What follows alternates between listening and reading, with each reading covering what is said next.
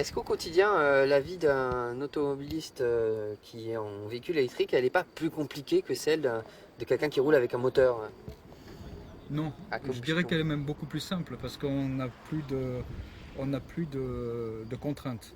Euh, Vous rentrez chez vous le soir, vous branchez votre voiture, c'est un automatisme. Et pendant que vous mangez, que vous dormez, votre voiture se recharge. Le lendemain matin, la voiture est chargée, vous pouvez faire 200 km dans la journée sans problème. Et le soir, vous rechargez. C'est une habitude à prendre tous les jours. Et puis un soulagement de ne pas savoir, tiens, est-ce qu'il va me rester de l'essence, ou ainsi de suite, aller chercher l'essence. Tous les matins, le plein est fait.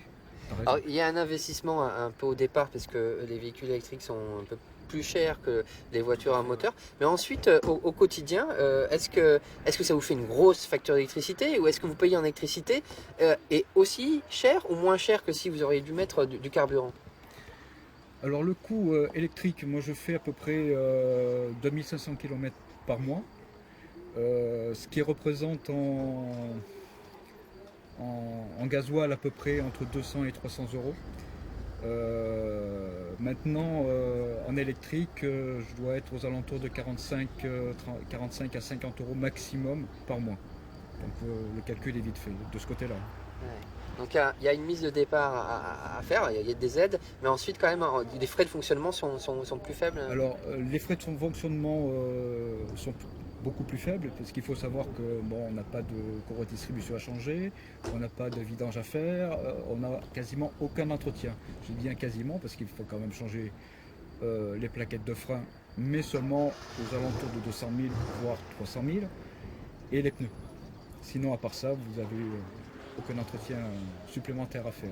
Donc évidemment, quand on achète ce genre de véhicule, on en prend compte dans ses calculs, on se dit oui mais c'est beaucoup plus cher, mais est-ce que à la longue ça va être plus ou moins cher? Et ça est avéré quand on fait beaucoup de kilomètres, c'est beaucoup moins cher à la longue.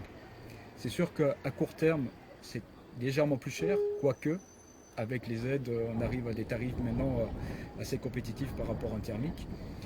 Et il y a aussi le fait que on a beaucoup d'options entre guillemets par rapport à un thermique. Euh, et si on doit faire un rapport qualité-prix par rapport à un thermique, eh bien, on s'aperçoit qu'en fait, eh bien, on est quasiment dans les mêmes tarifs de départ. Et si on enlève tous les frais qu'on peut avoir à côté, eh bien, on s'aperçoit que ça revient beaucoup moins cher.